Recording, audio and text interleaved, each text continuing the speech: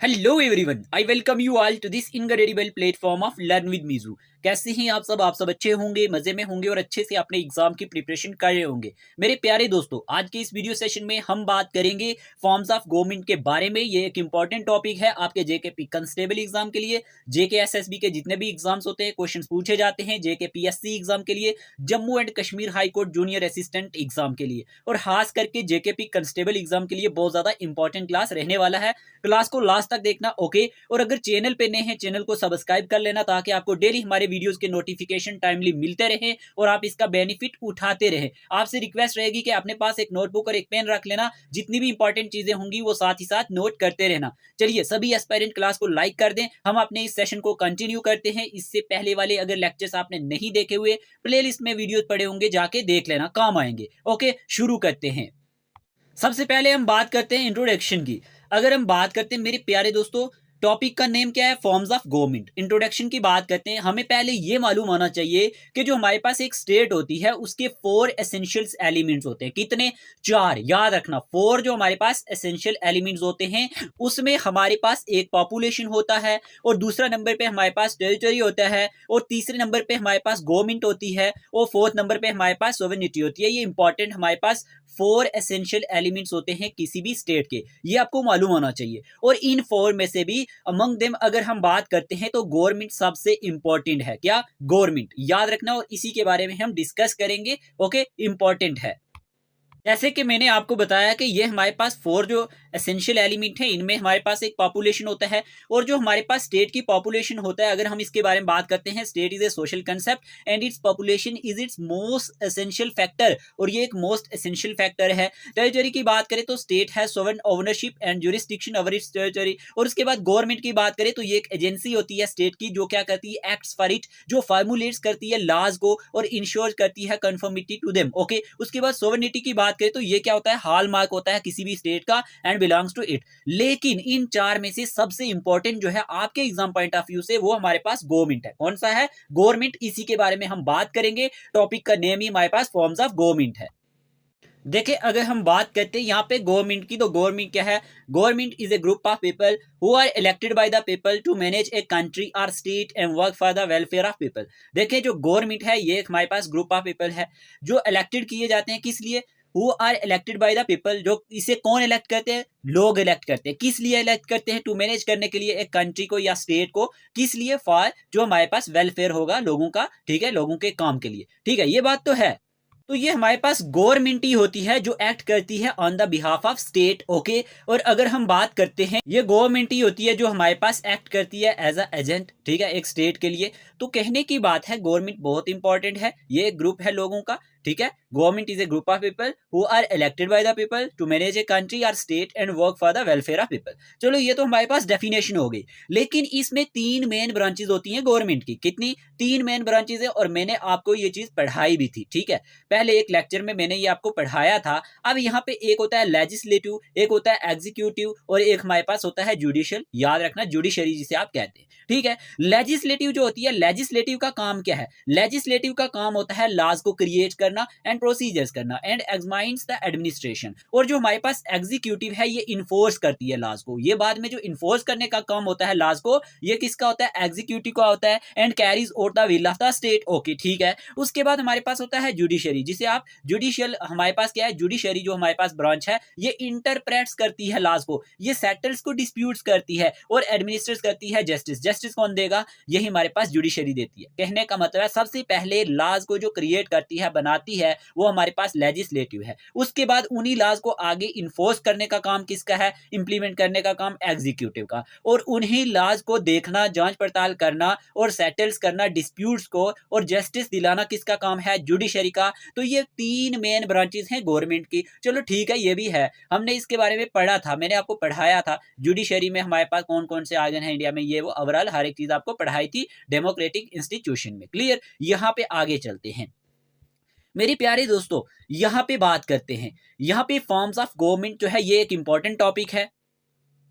यहाँ पे आपने फोकस करना है कि हमारे पास फॉर्म्स ऑफ गवर्नमेंट में क्या क्या आता है। सबसे पहले तो आपको मालूम होना चाहिए डेमोक्रेसी, फिर हमारे पास डिक्टेटरशिप, फिर हमारे पास यूनिटरी गवर्नमेंट, फिर हमारे पास फेडरल गवर्नमेंट, फिर हमारे पास पार्लियामेंट्री गवर्नमेंट, फिर हमारे पास presidential government.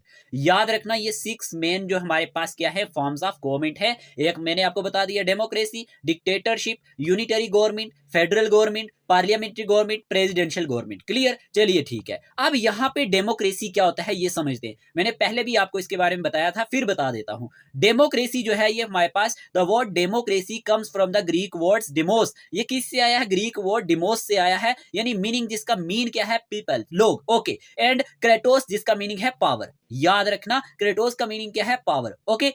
The word democracy comes from the Greek word demos meaning people and kratos meaning power। यहां तक समझ आया? ओके। इन्हें डेमोक्रेसी में क्या होता है? जो पीपल होते हैं, जो लोग होते हैं, the people have the power to elect their representatives. लोगों के पास पावर होती है कि वो इलेक्ट कर सकते हैं अपने रिप्रेजेंटेटिव्स को और चूज कर सकते हैं गवर्नमेंट को। क्लियर? ये पॉइंट आपने याद रखना है। और एक डेमोक्रेटिक गवर्नमेंट जो होती है should have free and fair elections. इसमें क्या होते हैं? फ्री एंड फेयर इलेक्शंस होते हैं, एंड जितने भी सिटीजन होते हैं, and all citizen should have one vote of equal value. याद रखना इंपॉर्टेंट होगा कि जितने भी हमारे पास सिटीजन हैं उनका क्या होगा? वन वोट होगा और इक्वल वैल्यू होगी। याद रख लेना है। और फ्री एंड फेयर इलेक्शंस होते हैं डेमोक्रेटिक गवर्नमेंट में। ये क्लियर हुआ? ठीक है। और इसमें मैंने क्या कहा? जो लोग हैं उनको पावर है कि वो इलेक्ट कर सकते हैं अपने रिप्रेजेंटेटिव्स को और चूज कर सकते हैं गवर्नमेंट को। ठीक है।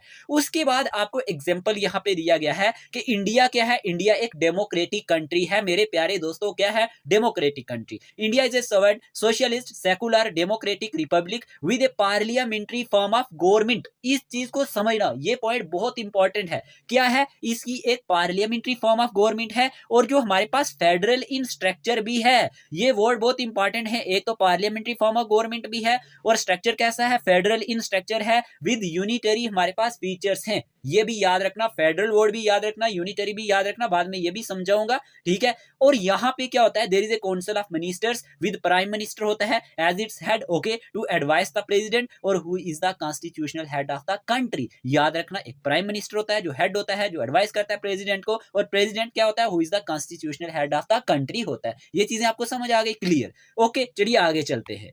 मैंने जो यहाँ पे वर्ड यहाँ पे डिस्कस किए कौन कौन सा? एक मैंने आपको बताया फेडरल इन स्ट्रक्चर, यूनिटरी फीचर्स और पार्लियामेंट्री फॉर्म ऑफ गवर्नमेंट। ये भी मैं आपको अभी समझाऊंगा, बस आपने क्लास में लास्ट तक बने रहना है।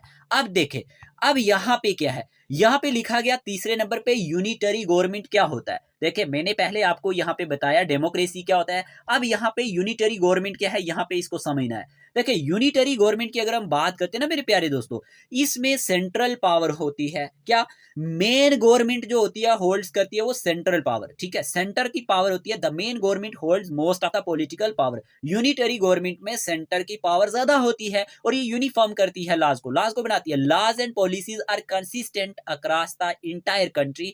पूरी कंट्री में जितने भी लॉज या फिर पॉलिसीज होती हैं वो कंसिस्टेंट होती हैं और सेंट्रल रिस्पॉन्सिबिलिटी होती है। याद रखना यूनिटरी गवर्नमेंट में क्या होता है? सेंटर की रिस्पॉन्सिबिलिटी होती है। National government is in charge of making laws and policies. याद रखना यूनिटरी गवर्नमेंट में किसका मेन रोल होता है? सेंटर गवर्नमेंट का होता है। सेंट्रल गवर्नमेंट का ज्यादा पावर होता है। याद रखना इंपॉर्टेंट होगा। इसी तरह से फेडरल मैंने कहा था, फेडरल क्या होता है? देखें फेडरल गवर्नमेंट की बात करें तो पावर डिवीजन होता है। इसमें क्या होता है? पावर जो होती है फेडरल गवर्नमेंट में वो शेयर की जाती है national government and state local government में। इंपॉर्टेंट हो जाएगा, दोनों टर्म्स याद रख लेना, यूनिटरी गवर्नमेंट और फेडरल गवर्नमेंट। फेडरल गवर्नमेंट में क्या होता है? पावर शेयर की जाती है नेशनल गवर्नमेंट में एंड स्टेट लोकल गवर्नमेंट में। याद रखना इंपॉर्टेंट है। नेशनल गवर्नमेंट जो होती है ये हमारे पास हैंडल्स करती है लार्जर इश्यूज को एंड एरियाज को, और लोकल गवर्नमेंट जो होती है states and cities manage local matters and issues. दोनों का हमारे पास शेयर होता है, इंपॉर्टेंट है फेडरल गवर्नमेंट में। और लॉ मेकिंग पावर्स की बात करें, both national and state government इसमें लॉज को क्रिएट कर सकती है। ओके।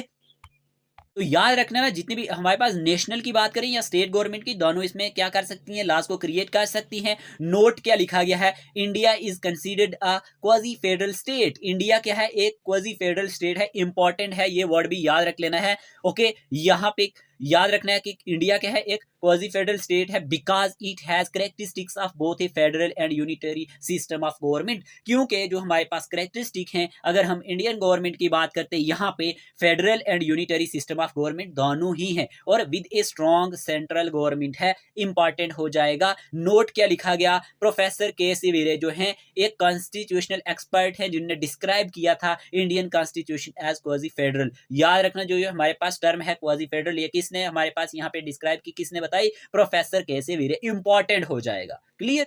यहाँ पे आपने समझा कि हमारे पास, मैंने आपको बता दिया यूनिटरी गवर्नमेंट में किसका रोल होता है, सारा सेंट्रल गवर्नमेंट का ज्यादा मेन रोल होता है। फेडरल में क्या होता है, दोनों का, स्टेट का भी और सेंटर का भी, ठीक है। और यहाँ पे आपने ये याद रखना है कि इंडिया क्या है, इंडिया कंसीडर किया जाता है क्वाजी फेडरल स्टेट। आपसे क्वेश्चन पूछा जाएगा कि इंडिया में किस तरह की गवर्नमेंट है, याद रखना quasi federal state type of government है बिकॉज क्योंकि इसमें दोनों ही फेडरल और यूनिटरी सिस्टम ऑफ गवर्नमेंट दोनों ही आते हैं और स्ट्रॉन्ग एक with a strong central government होती है। और याद रखना ये जो टर्म है इंपॉर्टेंट है, पूछ सकता है एग्जामिनर। ओके, तो चलिए आगे चलते हैं। एग्जांपल्स ऑफ फेडरल गवर्नमेंट जैसे इंडिया हो गया, यूनाइटेड स्टेट्स हो गया, इस तरह से आप याद रख सकते हैं, इंपॉर्टेंट है। लेकिन इंडिया के केस में ये याद रखना है कि इंडिया एक क्वाजी फेडरल स्टेट है। ये पॉइंट बहुत ज्यादा इंपॉर्टेंट है, इस पे फोकस करना। ये चीज समझ आ गई। ओके, अब देखें मेरे प्यारे दोस्तों, मैंने कहा पार्लियामेंट्री गवर्नमेंट भी होती है। पार्लियामेंट्री गवर्नमेंट में क्या होता है मेरे प्यारे दोस्तों, parliamentary government is also known as cabinet government. ये किस नाम से जानी जाती है, कैबिनेट गवर्नमेंट से के नाम से जानी जाती है, या फिर रिस्पॉन्सिबल गवर्नमेंट के नाम से भी जानी जाती है, ठीक है। पावर सेंटर्ड इन पार्लियामेंट, याद रखना इसमें क्या होता है, पावर सेंटर जो होती है पार्लियामेंट में होती है। एक पार्लियामेंट्री सिस्टम में पावर जो होती है वो प्राइमरली हेल्ड कौन करता है, पार्लियामेंट करती है। और रिस्पॉन्सिबल जो हमारे पास which is responsible for governance, जो किसके लिए रिस्पॉन्सिबल होती है, गवर्नेंस के लिए। अब डिवाइडेड एग्जीक्यूटिव की बात करें पार्लियामेंट्री गवर्नमेंट में, तो एग्जीक्यूटिव ब्रांचेस की बात करें तो इसमें दो ब्रांचेस में ये डिवाइड हो जाता है। एक हमारे पास हेड ऑफ स्टेट होता है, this can be A president जिसे आप कहते हैं, और ये एक नॉमिनल एग्जीक्यूटिव होता है, ठीक है। एक होता है प्रेसिडेंट इसमें, और दूसरा होता है हेड ऑफ गवर्नमेंट जिसे आप प्राइम मिनिस्टर के नाम से जानते हैं, जो रियल एग्जीक्यूटिव होता है। कहने का मतलब ये है कि जो नॉमिनल एग्जीक्यूटिव है उसे आप प्रेसिडेंट के नाम से जानते हैं, और जो रियल एग्जीक्यूटिव है उसे आप प्राइम मिनिस्टर के नाम से जानते हैं। और पार्लियामेंट्री फॉर्म ऑफ गवर्नमेंट में हमारे पास एग्जीक्यूटिव को डिवाइड किया जाता है दो ब्रांचेस में, एक हेड ऑफ स्टेट जो हमारे पास कौन है, प्रेसिडेंट जिसे आप नॉमिनल एग्जीक्यूटिव कहते हैं, एक हेड ऑफ गवर्नमेंट जिसे आप प्राइम मिनिस्टर कहते हैं, रियल एग्जीक्यूटिव। क्लियर। और example of few countries which practice parliamentary systems R India, Canada, United kingdom. तो ये एग्जांपल्स भी आप याद रख सकते हैं। अब मैंने देखे इस पॉइंट पे चलना, मैंने क्या कहा था, इंडिया की बात करी थी, मैंने कहा था इंडिया क्या है, एक sovereign socialist secular democratic republic with a parliamentary form of government which is federal in structure with unitary features. सारी चीजें इसमें आ जाती हैं, तो इंपॉर्टेंट हो जाता है। क्लियर। चलिए आगे चलते हैं। तो इसमें आपने सिंपल ये याद रखना है कि जो हमारे पास इंडिया है ये मिक्सचर है यूनिटरी का भी और फेडरल गवर्नमेंट का भी, ये पॉइंट इंपॉर्टेंट हो जाता है। क्लियर। और पार्लियामेंट्री फॉर्म ऑफ गवर्नमेंट में आपने कंफ्यूज नहीं होना है, याद रखना है जिसमें हमारे पास क्या होता है, टू एग्जीक्यूटिव हेड होते हैं, ठीक है। जैसे कि मैंने आपको बता दिया, एक हमारे पास प्रेसिडेंट होता है, एक प्राइम मिनिस्टर होता है, उनमें से एक नॉमिनल एग्जीक्यूटिव होता है और एक हमारे पास प्राइम मिनिस्टर जिसे आप रियल एग्जीक्यूटिव के नाम से जानते हैं। और इसमें आपने ये चीज भी याद रखनी है कि जो हमारे पास इन ए पार्लियामेंट्री सिस्टम में क्या होता है, एग्जीक्यूटिव जो होती है वो कोलेक्टिवली रिस्पॉन्सिबल होती है लेजिस्लेचर के। इंपॉर्टेंट है, इसीलिए इस गवर्नमेंट को रिस्पॉन्सिबल गवर्नमेंट भी कहते हैं। इंपॉर्टेंट होगा कि पार्लियामेंट्री सिस्टम में क्या होता है, एग्जीक्यूटिव जो होती है वो कोलेक्टिवली रिस्पॉन्सिबल होती है लेजिस्लेचर के। क्लियर। और इंडियन कॉन्स्टिट्यूशन जो है ये प्रोवाइड्स करता है एक parliamentary form of government both at the centre and the state. ये पॉइंट भी आप याद रख लेना, इंपॉर्टेंट होगा। क्लियर। जैसे यहाँ पे हम देखते हैं, मैंने आपको कहा कि हेड ऑफ स्टेट हमारे पास प्रेसिडेंट है और head of government prime minister है, ठीक है ना। इसमें देखें कोई भी काम करना हो, ठीक है, कोई भी डिसीजन लेना हो तो हमारे पास प्राइम मिनिस्टर के साथ क्या होती है, कैबिनेट। ये हमारे पास इसको करते हैं, लेकिन आगे जो किसी भी चीज पे साइन किसका होगा, उसके ऊपर कोई भी डिसीजन लेना हो तो वो हमारे पास प्रेसिडेंट का होता है। ये तो आपको समझ आ गया। जैसे कि अगर हम बात करें किसी गवर्नर को अपॉइंट करना है, किसी को भी अपॉइंट करना है, इसके लिए जो रियल काम करेगा, फंक्शन करेगा, वो कौन करेगा, प्राइम मिनिस्टर करेगा। लेकिन उसे आगे अपॉइंटमेंट करने का काम किसका है, अपॉइंटमेंट का काम हमारे पास प्रेसिडेंट का है, ठीक है ना। तो हमारे पास प्राइम मिनिस्टर के साथ जैसे कि कैबिनेट उस पर काम करेगी, लेकिन जब अपॉइंटमेंट की बात आती है तो कौन करता है, प्रेसिडेंट करता है। तो आपको ये चीज़ अब समझ आ चुकी होगी कि हमारे पास, जैसे मैंने आपको बता दिया था कि पार्लियामेंट्री सिस्टम में एग्जीक्यूटिव क्या होता है, कलेक्टिवली रिस्पॉन्सिबल होता है लेजिस्लेचर के। इंपॉर्टेंट है, अब आपको ये चीज़ समझ आ जानी चाहिए। क्लियर। चलिए आगे बात करते हैं। आगे यहाँ पे दिया गया है प्रेसिडेंशियल गवर्नमेंट। देखिए प्रेसिडेंशियल गवर्नमेंट क्या होती है मेरे प्यारे दोस्तों। अगर हम बात करते हैं प्रेसिडेंशियल गवर्नमेंट, तो प्रेसिडेंशियल फॉर्म ऑफ गवर्नमेंट जो होती है ये एक डेमोक्रेटिक सिस्टम होता है, जहां पे प्रेसिडेंट जो होता है ये हमारे पास हेड होता है गवर्नमेंट का। ये चीज याद रख लेना। And leads an executive branch that is separate from the legislative branch. याद रखना। और ये क्या करेगा, ये हमारे पास लीड्स करेगा एग्जीक्यूटिव ब्रांच को, और जो क्या होती है सेपरेट होती है लेजिस्लेटिव ब्रांच से। याद रखना, प्रेसिडेंट को इलेक्ट कौन करता है, सिटीजन्स करते हैं, and is not responsible to the legislature. जैसे कि हमने ऊपर पढ़ा पार्लियामेंट्री फॉर्म ऑफ गवर्नमेंट में क्या होता है कि एग्जीक्यूटिव जो होती है वो कलेक्टिवली रिस्पॉन्सिबल होती है लेजिस्लेचर के। पर इसके केस में क्या होता है, इस केस में हमारे पास यहाँ पे जो प्रेसिडेंट है वो इलेक्ट तो किया जाएगा सिटीजन्स के थ्रू, लेकिन and is not responsible to the legislature. यहाँ पे रिस्पॉन्सिबल नहीं होगा लेजिस्लेचर के। और इन प्रेसिडेंशियल फॉर्म ऑफ गवर्नमेंट में क्या होता है, executive is not responsible to the legislature. ये चीज आपको समझ होनी चाहिए। और सेपरेशन ऑफ पावर्स की बात करें तो एग्जीक्यूटिव, लेजिस्लेचर एंड जुडिशरी जो होते हैं इसमें सेपरेट होते हैं एंड इंडिपेंडेंट होते हैं एक दूसरे के। ये भी आप याद रख लेना, इंपॉर्टेंट होगा। और अगर आपसे एग्जामिनर पूछे बेस्ट एग्जाम्पल हमारे पास प्रेसिडेंशियल फॉर्म ऑफ गवर्नमेंट के कौन सा कंट्री है, तो यूनाइटेड स्टेट्स। याद रख लेना, इंपॉर्टेंट होगा। क्लियर। यहां तक आपको समझ आ गया होगा, क्योंकि इसमें जो प्रेसिडेंशियल गवर्नमेंट होती है ये एक ऐसी फॉर्म ऑफ गवर्नमेंट होती है जिसमें एक प्रेसिडेंट जो होता है वो हेड होता है गवर्नमेंट का। ठीक है। लेकिन ऊपर वाले में मैंने आपको समझा दिया था, पार्लियामेंट में दोनों हेड होते हैं, लेकिन यहाँ पे एक रियल एग्जीक्यूटिव होता है और एक नॉमिनल होता है। मैंने आपको कह दिया कि कुछ भी करना हो, पहले क्या होगा, प्राइम मिनिस्टर जो होगा अपनी कैबिनेट के साथ उस चीज को देखेगा, और फिर वो हमारे पास अपॉइंटमेंट के लिए बाद में जो अपॉइंटमेंट करता है, जैसे गवर्नर की मैंने बात करी, तो उसको अपॉइंट कौन करेगा, बाद में प्रेसिडेंट करेगा। लेकिन किसके कहने पे, पहले प्राइम मिनिस्टर के कहने पे, और साथ साथ जो भी कैबिनेट होगी उसके कहने पे। ठीक है। ऐसे खुद ही प्रेसिडेंट कुछ भी नहीं कर सकता। ठीक है। इसीलिए कहते हैं कि प्राइम मिनिस्टर रियल एग्जीक्यूटिव है और प्रेसिडेंट नॉमिनल एग्जीक्यूटिव है। होप आपको ये चीज समझ आ चुकी होगी। अब देखें, प्रेसिडेंशियल में आपको समझ आ गई। ठीक है। कुछ इंपॉर्टेंट टर्म्स और आपने याद रखनी है, एग्जाम में पूछी जाती हैं। आपसे पूछा जाएगा मोनार्की क्या होता है। देखिए मोनार्की किस तरह की गवर्नमेंट होती है मेरे प्यारे दोस्तों, एक government led by a single ruler, जहां पे एक ऐसी गवर्नमेंट जिसको कौन लेड कर रहा हो, एक सिंगल रूलर कर रहा हो, जिसे आप मोनार्क के नाम से जानते हैं, उसे हम मोनार्की कहते हैं। याद रखना। जैसे कि एग्जाम्पल की बात करें तो मोनार्क में हमारे पास कौन सा कंट्री आ जाता है, यहाँ पे हमारे पास यूनाइटेड किंगडम आ जाता है। ठीक है, यूके। और कॉन्स्टिट्यूशनल एक होता है एब्सोल्यूट मोनार्की, एक मोनार्क जिसमें क्या होती है, एक मोनार्क की कंप्लीट पावर होती है, उसे हम एब्सोल्यूट मोनार्की कहते हैं। और एक होता है कॉन्स्टिट्यूशनल मोनार्की, जिसमें हमारे पास a monarch whose powers are limited by laws और कॉन्स्टिट्यूशन, जिसमें एक मोनार्क की पावर्स क्या होती हैं, लिमिटेड होती हैं, किसके थ्रू, लॉज के थ्रू या फिर कॉन्स्टिट्यूशन के थ्रू। ये टर्म्स पूछी जाती हैं, इसलिए बता रहा हूँ। फिर हमारे पास होता है, हमारे पास यहाँ पे अथॉरिटेरियनिज्म। तो ये हमारे पास क्या होता है, अथॉरिटेरियनिज्म की बात करें तो यहाँ पे rule by a single entity और पार्टी विदाउट पब्लिक कंसेंट। इसमें क्या होता है कि जो रूल किया जाता है एक सिंगल एंटिटी या फिर पार्टी के थ्रू किया जाता है, बगैर पब्लिक कंसेंट के। ठीक है, पब्लिक की मंजूरी के बगैर ही। याद रख लें। फिर है हमारे पास टोटलिटेरियनिज्म। यहाँ पे क्या होता है, यहाँ पे हमारे पास extreme authoritarianism controlling nearly all aspects of life. ठीक है, जिसमें कंट्रोल किया जाता है nearly all aspects of life को। फिर उसके बाद आपको याद रखना है ओलिगार्की क्या होता है, government ruled by small group of people. Important हो जाएगा, जब गवर्नमेंट जो होगी वो रूल्ड की जाएगी किसके through, small group of people के थ्रू, तो उसे हम कहते हैं ओलिगार्की। इंपॉर्टेंट है, याद रख लेना। फिर है थियोक्रेसी। थियोक्रेसी क्या होता है, government based on religious laws. Okay, जो गवर्नमेंट किस पे बेस्ड होती है, रिलीजियस लॉज पे, क्लेमिंग डिवाइन अथॉरिटी। इंपॉर्टेंट हो जाएगा। चलिए आगे, एनार्की क्या होता है, तो ये आपको समझ आ चुका होगा कि हमारे पास थियोक्रेसी जो है, ये हमारे पास गवर्नमेंट जो होती है ये बेस्ड होती है रिलीजियस लॉज पे, और ये क्लेमिंग करती है डिवाइन अथॉरिटी को। इंपॉर्टेंट होगा। और एनार्की क्या होता है, a belief in self governance. याद रखना, बिलीफ किस में, सेल्फ गवर्नेंस में, विदाउट एनी गवर्नमेंट और अथॉरिटी, तो उसे कहते हैं अनार्की। इंपॉर्टेंट हो जाएगा, ये सारी टर्म्स याद रख लेना। ओलिगार्की होता है government ruled by small group of people. Theocracy होता है government based on religious laws claiming divine authority, और अनार्की होता है belief in self governance without any government authority.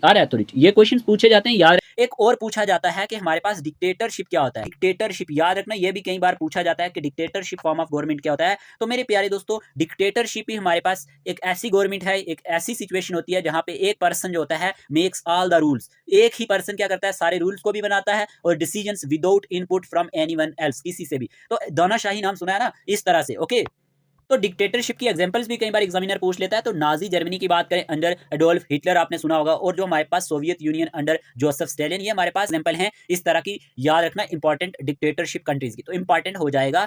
देखिए यहाँ पे हमने जो जो डिस्कस किया, मैं आपको एक बार फिर बता देता हूँ, फिर हम एमसीक्यूज की तरफ बढ़ते हैं। यहाँ पे जो चीज़ें आपको याद रखनी है, सबसे पहले तो मैंने आपको बता दिया कि हमने यहाँ पे क्या याद रखना है। हमने ये याद रखना है कि हमारे पास एक जो स्टेट है उसके 4 एसेंशियल एलिमेंट्स हैं। मैंने आपको बताया पॉपुलेशन, टेरिटरी, गवर्नमेंट, और उसके बाद मैंने आपको बताया सोवरेनिटी। लेकिन मैंने कहा कि जो गवर्नमेंट है ये एक एसेंशियल यहाँ पे इसका पार्ट है जो सबसे ज़्यादा इंपॉर्टेंट है। ठीक है, हमारे पास 3 मेन ब्रांच होती हैं गवर्नमेंट की।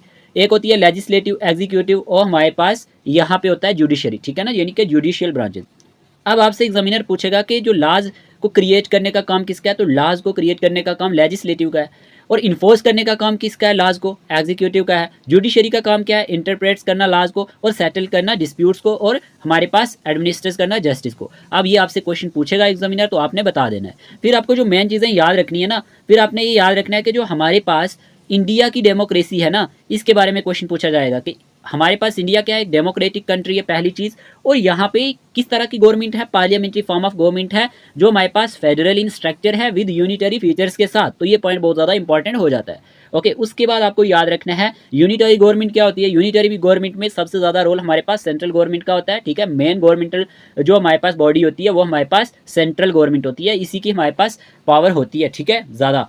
और याद रखना हमारे पास फिर फेडरल गवर्नमेंट में क्या होता है, पावर शेयर्ड होती है, नेशनल गवर्नमेंट में भी और स्टेट गवर्नमेंट में भी। इंपॉर्टेंट हो जाएगा, यहाँ पे दोनों का शेयर सेम रहता है। ठीक है, फेडरल गवर्नमेंट में। क्लियर। अब यहाँ पे आपने ये याद रखना है कि एक इंपॉर्टेंट चीज़ कि इंडिया जो है ये कंसीडर किया जाता है क्वाजी फेडरल स्टेट। इंपॉर्टेंट है, और ये टर्म किसने दी थी, ये हमारे पास कैसे वेयर ने दी थी। इंपॉर्टेंट हो जाएगा।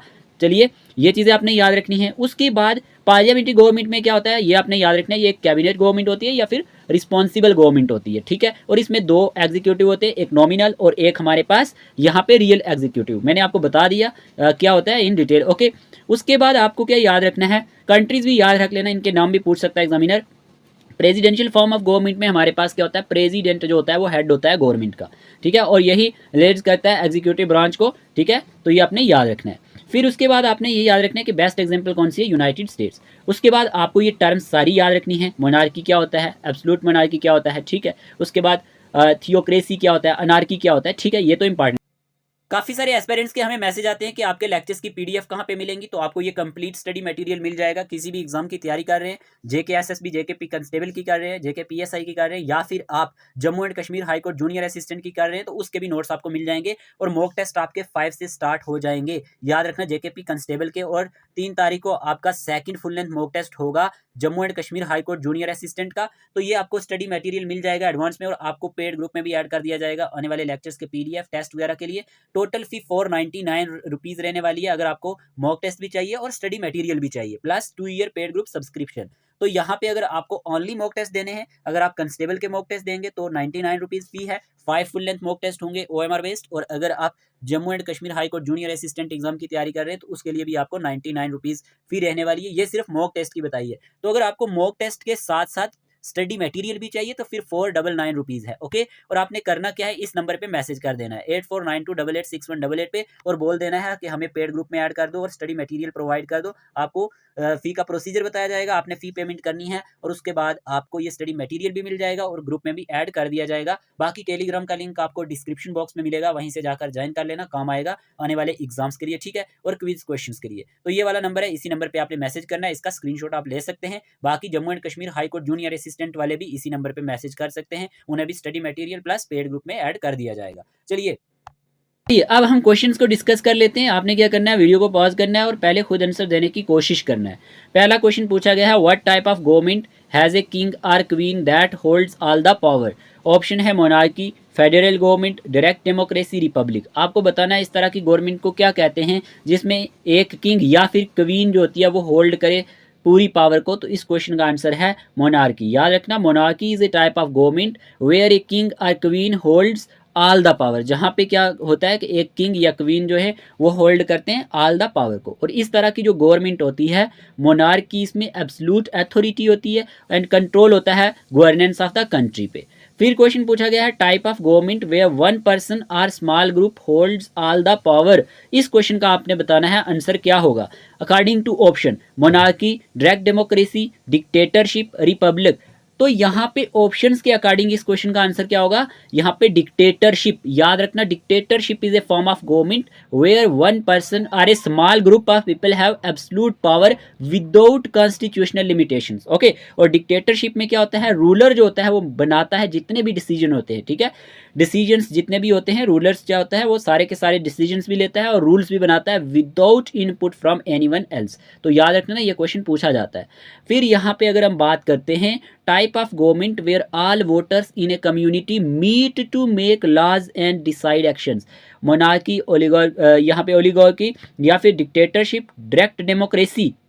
तो इस क्वेश्चन का आंसर है हमारे पास यहाँ पे डायरेक्ट डेमोक्रेसी। याद रखना ऑप्शन आपसे पूछे गए थे, तो इन ऑप्शंस के अकॉर्डिंग हमारे पास ऑप्शन नंबर डी जो है करेक्ट आंसर होगा। A direct democracy is one where the citizens directly participate in the day to day decision making and in running of the government. तो याद रखना ऐसी टाइप ऑफ गवर्नमेंट जहाँ पे जितने भी वोटर्स होते हैं एक कम्युनिटी में meet to make laws and decide actions, तो इसको डायरेक्ट डेमोक्रेसी कहा जाता है। ठीक है, आगे बात करते हैं what type of government elects representatives to make all government decisions. तो यहाँ पे representative democracy, direct democracy, dictatorship, monarchy. तो मेरे प्यारे दोस्तों इस क्वेश्चन का आंसर है रिप्रेजेंटेटिव डेमोक्रेसी। याद रखना रिप्रेजेंटेटिव डेमोक्रेसी में जो लोग हैं do not participate directly but they choose the representative by के थ्रू। और यही जो रिप्रेजेंटेटिव्स होते हैं ये डिसीजंस भी बनाते हैं, लॉज को भी इन्फोर्स करते हैं और गवर्नमेंट को भी चलाते हैं। तो इस क्वेश्चन का आंसर है रिप्रेजेंटेटिव गवर्नमेंट डेमोक्रेसी। ओके, याद रख लेना ऐसी टाइप ऑफ गवर्नमेंट जो हमारे पास इलेक्ट्स करती है रिप्रेजेंटेटिव्स को टू मेक बनाने के लिए ऑल गवर्नमेंट डिसीजंस, तो ये रिप्रेजेंटेटिव डेमोक्रेसी या रिप्रेजेंटेटिव गवर्नमेंट कहलाती है। ठीक है, चलिए इस क्वेश्चन का आंसर हमारे पास यहाँ पे क्या होगा, रिप्रेजेंटेटिव डेमोक्रेसी। नेक्स्ट क्वेश्चन है हमारे पास यहाँ पे word that means that the government has complete control over the lives of its citizens. तो इसका मतलब क्या होगा, मोनार्की या फिर टोटलिटेरियन या फिर एब्सोल्यूट रिपब्लिक। तो इस क्वेश्चन का आंसर है हमारे पास यहाँ पे टोटलिटेरियन। याद रखना टोटलिटेरियन जो है ये हमारे पास वर्ड है जिसका मीन है that the government has complete control over the lives of its citizen. ठीक है, तो याद रख लेना, इंपॉर्टेंट हो जाएगा। ओके, आगे बात करते हैं। क्वेश्चन पूछा गया है which one of the following is an absolute monarchy. तो यहाँ पे कौन सा एक एब्सोल्यूट मोनार्की का एग्जांपल है, United kingdom, India, Saudi Arabia, Canada. तो इस क्वेश्चन का आंसर आपने चूज किया होगा। इस क्वेश्चन का आंसर है सऊदी अरबिया। याद रखना सऊदी अरबिया की बात करते हैं तो ये एक एब्सोल्यूट मोनार्की में माना जाता है, क्योंकि Saudi Arabia is an absolute monarchy because it is ruled by a single monarch. यहाँ पे ये जो रूल किया जाता है एक सिंगल मोनार्क से किया जाता है जो होल्ड्स करता है एब्सोल्यूट पावर को भी और अथॉरिटी को भी ओवर द कंट्री। फिर अगर हम बात करते हैं यहाँ पे what is the nature of Indian government, कि जो हमारे पास इंडिया गवर्नमेंट है इसका नेचर क्या है, presidential and federal, parliamentary and unitary, parliamentary and federal with unitary features, monarchial and यहाँ पे सेंट्रलाइज। तो मेरे प्यारे दोस्तों मोस्ट अप्रोप्रिएट आंसर होगा option number C, parliamentary and federal with unitary features. तो याद रख लेना, इंपॉर्टेंट होगा, ये नेचर है इंडियन गवर्नमेंट का। बात करते हैं क्वेश्चन नंबर 8 की, what is the characteristic of unitary government. मैंने आपको पढ़ाया था यूनिटरी गवर्नमेंट क्या होता है और हमारे पास फेडरल गवर्नमेंट क्या होता है। तो यूनिटरी की बात करते हैं तो ऑप्शन दिए गए, power is divided equally between central and state government, central government holds most of the political power, states have complete autonomy या फिर local governments have supreme authority. तो इस क्वेश्चन का आंसर है central government holds most of the political power. याद रखना unitary government में क्या होता है, सेंट्रल गवर्नमेंट जो होती है ये होल्ड्स करती है most of the political power को। फिर क्वेश्चन पूछा गया है यहाँ पे which country is considered the originator and primary example of the presidential system. तो यहाँ पे Pakistan, France, United states, Germany. तो इस क्वेश्चन का आंसर है यूनाइटेड स्टेट्स। याद रखना ये कंसीडर किया जाता है ओरिजिनेटर एंड प्राइमरी एग्जांपल है प्रेसिडेंशियल सिस्टम की, इंपॉर्टेंट है। आगे बात करते हैं question number 10, who famously defined democracy as government of the people, by the people and for the people. ये क्वेश्चन भी इंपॉर्टेंट है और ऑप्शन है George Washington, Thomas Jefferson, Abraham Lincoln, Benjamin Franklin. तो इस क्वेश्चन का आंसर है Ibrahim Lincoln. Okay, याद रखना ये फेमसली डिफाइन किया था इन्होंने डेमोक्रेसी को as a government of the people, by the people and for the people. Important हो जाएगा, Abraham Lincoln is the correct answer. तो ये क्वेश्चन एग्जाम में इस तरह के पूछे जाएंगे। अब आपको एक आइडिया भी हो गया होगा कि इस तरह के क्वेश्चन पूछे जाते हैं और क्या आपको पढ़ना था। ठीक है, होप आपको ये वीडियो सेशन अच्छा लगा होगा। अगर वीडियो सेशन अच्छा लगा है तो वीडियो को लाइक कर देना, कमेंट बॉक्स में जरूर बताना। ओके, मिलते हैं एक नए लेक्चर के साथ। Take care of yourself.